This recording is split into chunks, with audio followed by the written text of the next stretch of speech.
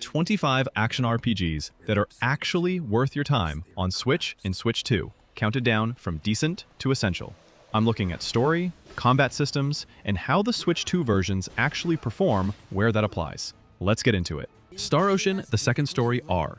This is a remake of the 1998 PS1 classic, and it's aged into one of the better isekai JRPGs on the system. You pick between Claude or Rena as your lead, which changes how the story plays out and who you recruit. And the tale itself goes from a simple, stranded on an alien planet setup into something with real stakes. Combat is real-time, tap to attack, dodge with B, and layer in skills mapped to the shoulder buttons.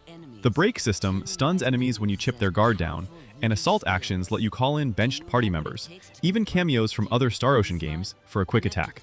The art style blends 2.5D sprites over 3D backgrounds, and it works really well. The original Switch version ran a bit rough, but the native Switch 2 release fixed that with a stable 60 frames per second, snappier animations, and no more of the load time issues that dragged the original port down.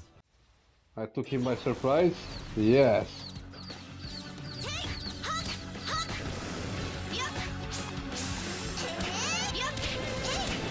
Bastion is an isometric action RPG from Supergiant, and it's still one of the tightest indie action games you can grab on Switch. You play the kid, wandering a shattered world after the Calamity, building platforms under your feet as you move through hand-painted environments while a narrator comments on everything you do in real time, which sounds gimmicky but genuinely holds up. Combat is fast, weapon swap based. You're juggling a hammer, a pistol, a shield, and a handful of other tools, each with its own feel and upgrade path through the Forge system. The distillery lets you brew buffs that change your playstyle mid-run. It's short, maybe 6 to 8 hours for a full clear, but it's dense with mechanical variety, and the idols mechanic lets you crank up difficulty for better loot if you want a real challenge.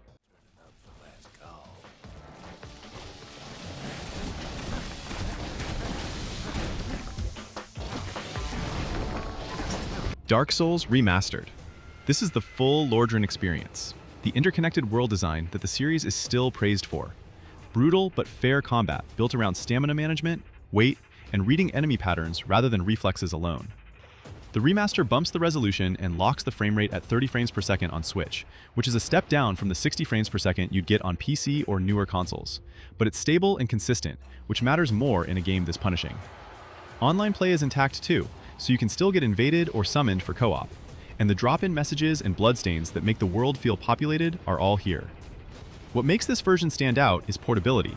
Being able to carry Lordran around and chip away at a boss on a commute is a genuinely different way to experience a game built around patient, deliberate play.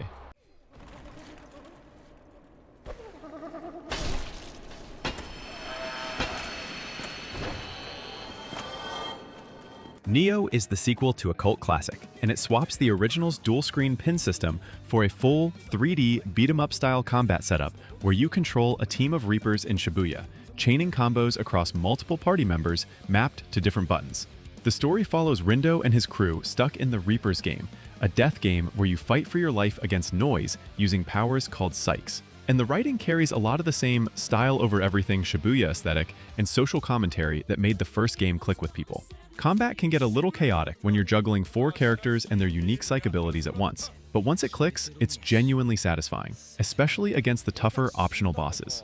On Switch, it runs fine, nothing demanding here. Stable frame rate throughout exploration and combat.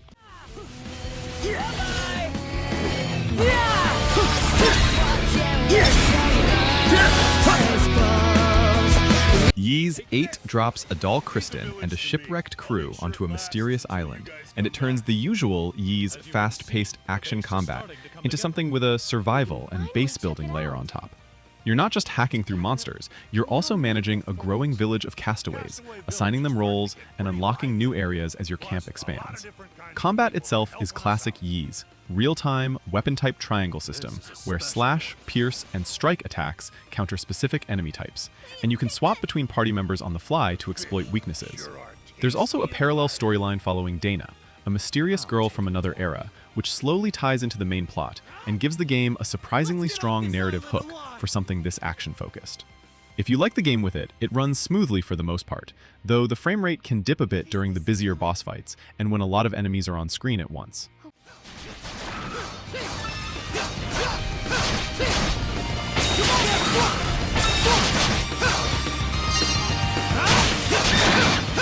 Final Fantasy VII Remake Intergrade. This is Midgar reimagined as a full game, real-time action combat with a tactical layer underneath through the ATB gauge, so you're dodging and attacking in real time while also pausing to queue up abilities, magic, and limit breaks. Intergrade bundles in the Yuffie DLC Episode 2, which adds a second combat style built around elemental stealing and throwing knives. Digital Foundry's breakdown showed the port targeting PS5 level fidelity with a stable 30 frames per second, using the console's DLSS support to hit resolutions close to what the PS5 performance mode delivers, and load times land roughly between the PS4 and PS5 versions. That's a genuinely impressive showing for a portable. Story-wise, this covers the Midgar arc in far more depth than the original ever did, giving side characters actual arcs and stretching a few hours of the 1997 game into a full-length release, which some people love and others find padded. That hunk of junk is a heavy weapons platform. If we rush in, we die. Is that right? Need to hit it with magic. Xenoblade Chronicles 2 is a massive, open-world JRPG where you play Rex, exploring the world atop giant titans, alongside blades, living weapons summoned from core crystals that each bring their own combat style and personality. Combat runs on a driver and blade auto-attack system, with a blade combo layer for elemental chains, and it takes a while to click. The tutorialization is rough early on, but once it opens up, it becomes one of the more mechanically rich combat systems in the genre. The gacha-style blade summoning system got mixed reactions at launch, since some of the best blades are tied to random pulls, though the game gives you plenty of ways to work around it over time. Scale is the real selling point, with a world that feels enormous, vertical, and packed with side content, while the Torna DLC adds a full prequel campaign with its own cast and story. On Nintendo Switch 2, the game runs at 60 FPS, with 4K resolution in TV mode and 1080p in handheld mode. Don't overdo it. I'm fine. Just fine. You're doing well. I concur. Skyrim needs zero introduction. Open world action RPG. Pick a race, pick a build, go wherever you want. And the game lets you ignore the main dragon-slaying plot for dozens of hours in favor of guild quest lines, exploration, and just wandering into whatever cave looks interesting. Combat is real-time, weapon and shield, or dual-wielding spells and blades. Nothing especially deep mechanically, but it's flexible enough to support a huge range of builds. The original Switch port ran on lowered settings at 30 frames per second. Bethesda later shadow-dropped a Switch 2 native edition with a real visual overhaul, higher draw distance, better shadows and lighting. Some settings reportedly pushed past the PS5 version, running at 4K docked via DLSS. It launched locked to 30 frames per second with noticeable input lag, but an update since added a proper 60 frames per second performance mode alongside a visuals-focused 30 frames per second option. And that patch fixed most of the latency complaints too. I think you're bleeding.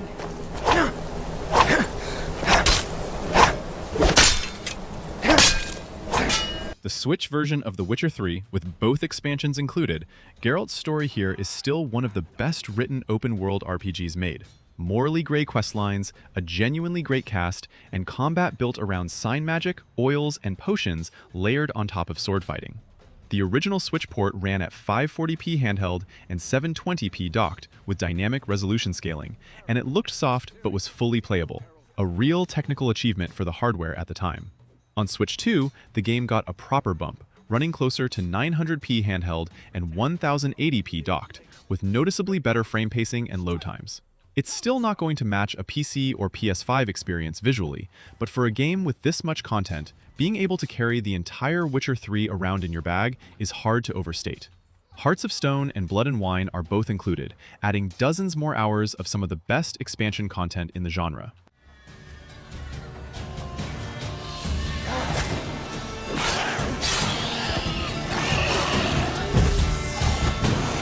Trails in the Sky, First Chapter.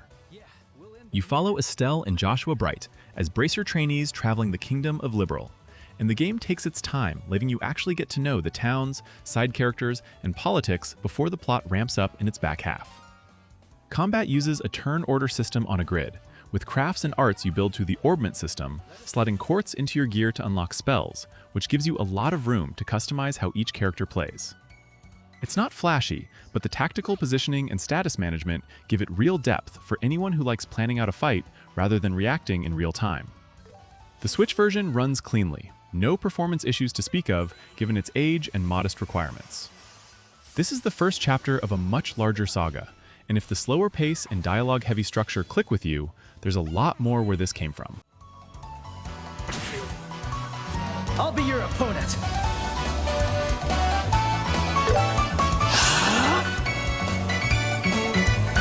Ni no Kuni 2 ditches the turn-based combat of the first game for full, real-time action.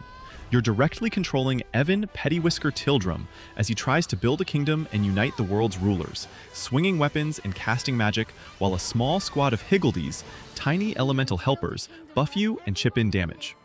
The visual style is Ghibli adjacent, bright and warm, and the story is more of a fairy tale, kingdom-building epic than the darker original. Outside of combat, there's a genuinely substantial kingdom management sim where you recruit citizens, build up your town's infrastructure, and unlock new buildings. Plus, a skirmish mode with army battles that plays almost like a light strategy game layered on top of the action RPG core. On Switch, performance is solid throughout exploration, though it can soften a bit during larger skirmish battles with lots of units on screen.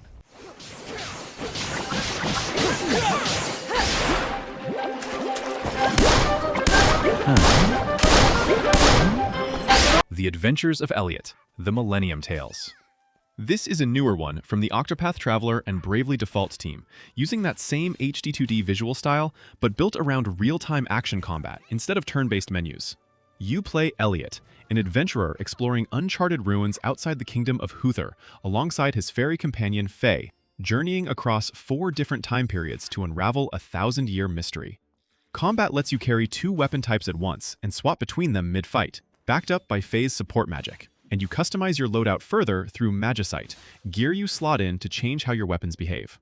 The HD2D presentation looks genuinely gorgeous in motion, and the 4 ages structure gives the story room to actually build a mystery instead of front-loading everything. It supports local co-op too, which is a nice touch for an action RPG in this style.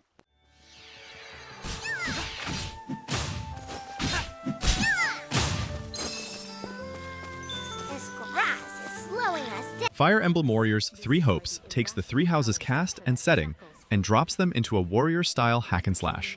So instead of turn-based tactics, you're clearing waves of enemies across huge battlefields while managing objectives and reinforcements in real time. You still pick a house, Black Eagles, Blue Lions, or Golden Deer, and that choice reshapes the story from an alternate history angle compared to the original game, with new character Shez inserted as your player avatar mercenary. Combat blends the usual warrior's crowd clearing with Fire Emblem's weapon triangle and class system, so positioning and matchups still matter even as you're mowing through hundreds of enemies at once. Between battles, there's a base building layer, support conversations, and skill development that mirrors 3 Houses Academy structure, just streamlined.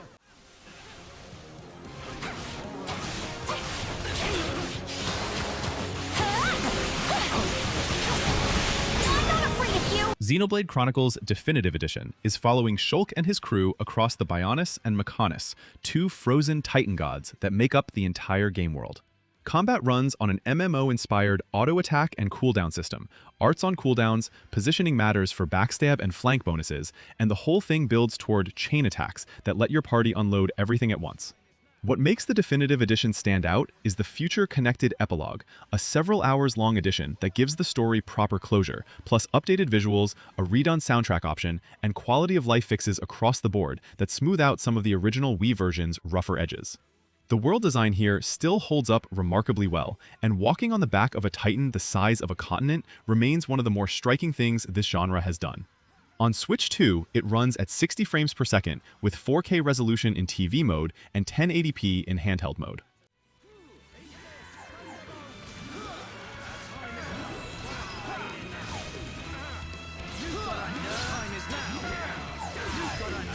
Dragon's Dogma is built around its pawn system. You create a main pawn companion who learns from how you play and can be borrowed by other players online, while you also recruit 2 more pawns to round out your party for climbing, fighting, and hauling loot through Grandseas. Combat is genuinely unique for the genre. You can grab onto giant enemies and climb them to hit weak points. And the vocation system lets you mix and match classes like fighter, mage, and ranger into hybrid builds. This Switch port bundles in the Dark Arisen expansion and Bitter Black Isle, a much harder late-game dungeon that's basically its own separate game in terms of challenge and gear progression. Performance-wise, it's a rougher ride. The Switch version runs at a noticeably lower and less stable frame rate than other platforms, especially during larger fights with multiple big monsters on screen. And it's held back further by an ugly, dated interface that never got a proper overhaul.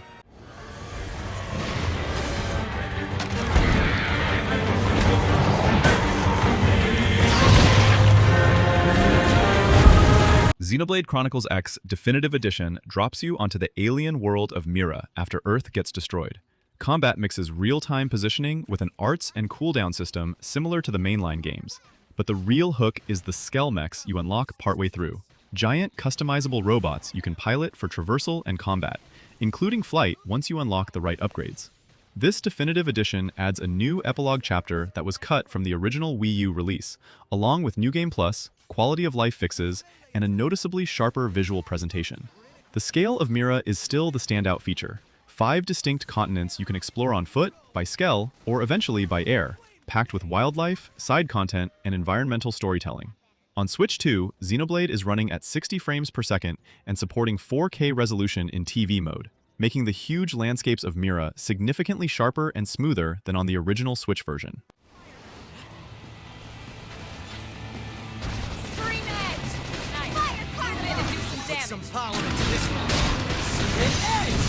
Final Fantasy VII Rebirth picks up right after Remake and blows the scope wide open, taking Cloud's party out of Midgar and into a full open-world map covering huge chunks of the original game's overworld, all while keeping the same real-time action combat with ATB-based abilities and materia.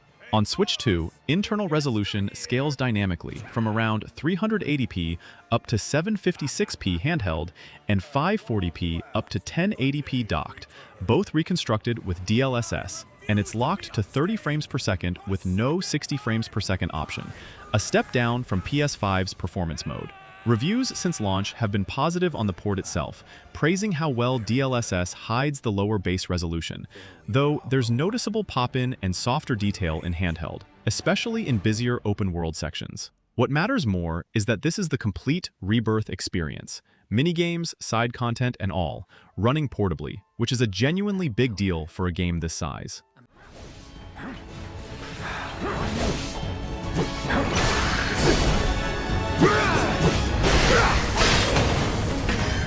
Astral Chain is Platinum Games doing what they do best. Stylish, technical action combat, but built around a genuinely clever twist. You control both your police officer character and a tethered Legion creature at the same time, using the chain between them to trap, launch, and combo enemies in ways most action games don't attempt. The story leans into a near-future detective angle, investigating an interdimensional threat called the Chimera across a series of case files, and it's got more narrative structure than most character action games bother with. Combat depth comes from swapping between 5 different Legion types mid-fight, each with a completely different toolkit, and mastering the timing of chain attacks against the main character's own combos. On Switch, this runs at a locked 30 frames per second, and it holds that target consistently even in the busiest boss fights. Let's get him!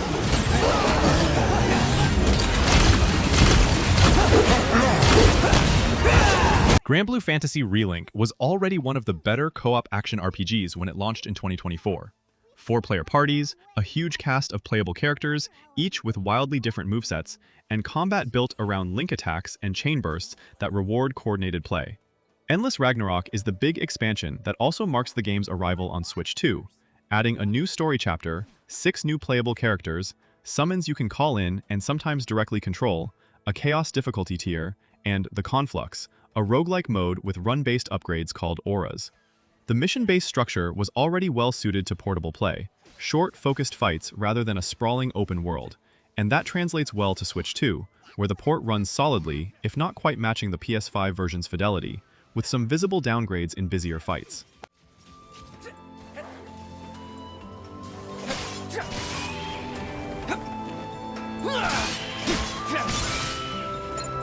Cat Quest III keeps the series formula, Lighthearted, open-world action RPG, pun-heavy writing, real-time combat with melee and magic on a shared cooldown loop, but reshapes the exploration around a pirate theme, sailing between islands in a customizable ship instead of just running across a single connected landmass. Combat is still simple to pick up: dodge, attack, cast spells, but the spell and gear combinations give it more depth than it looks like at a glance, and the difficulty curve is friendly enough for newcomers to the genre without feeling shallow for series veterans.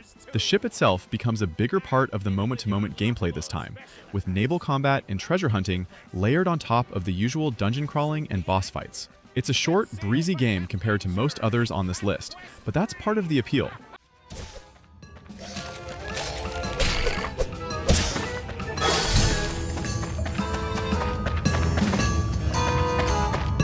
NieR Automata follows android soldiers 2B, 9S, and later A2 fighting machine lifeforms in a post-apocalyptic Earth. And it's still one of the more mechanically inventive action RPGs out there, switching between hack-and-slash melee, bullet hell shooting sections, and even different camera perspectives depending on the situation, all without ever feeling like a gimmick. The story is the real draw, told across multiple full playthroughs that each reveal more of what's actually going on. And without spoiling anything, the way it handles its themes has made it one of the more talked about RPGs of the last decade. This Switch edition is a genuinely well-optimized port, running smoothly through most combat and exploration, though there can be minor dips during the busiest bullet hell heavy boss encounters. It also folds in most of the previously released DLC content.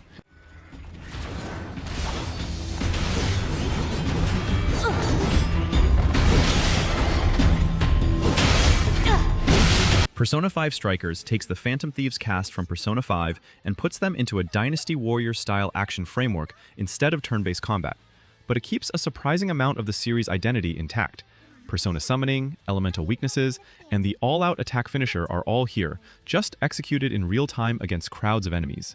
It's a direct story sequel too, not a spin-off with no stakes, picking up after the original game's events with a road trip structure across Japan and new palace-style dungeons called jails tied to each city. Combat mixes light and heavy attacks with Persona-based special moves, and exploiting enemy weaknesses to trigger a baton pass chain between party members is still where the real damage comes from. It just happens in real time now instead of on a turn order.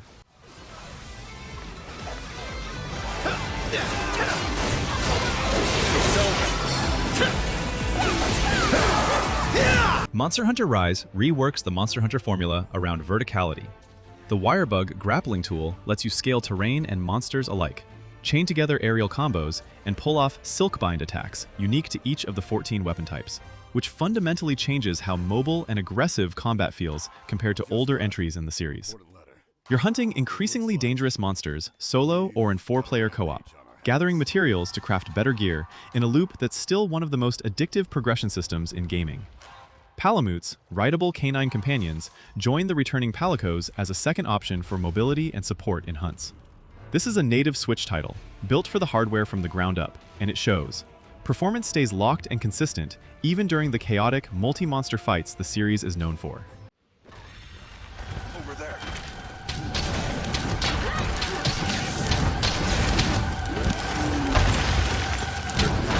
Cyberpunk 2077 on Switch 2 is genuinely one of the more impressive third-party ports the system has gotten.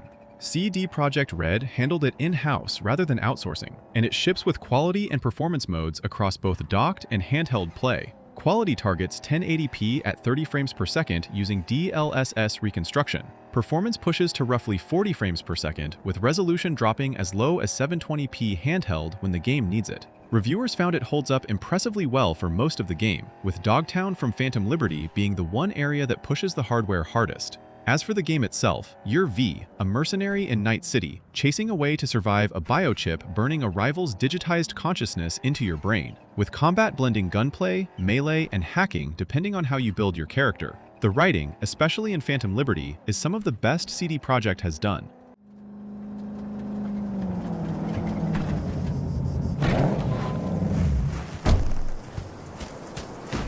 Oh, I was worried I'd have to turn to Xenoblade Chronicles 3 is following 6 soldiers from 2 warring nations who form an unlikely party after a chance encounter, set in a world built around a grim, fixed lifespan system that gives the story real emotional weight from the start.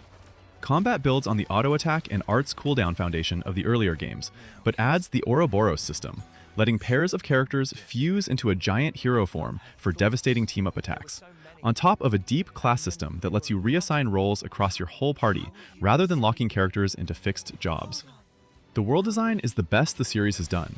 Dense, vertical, and packed with side content that actually feels worth doing rather than padding. The Future Redeemed expansion adds a full epilogue campaign with its own cast and closes out the story threads from all 3 mainline games.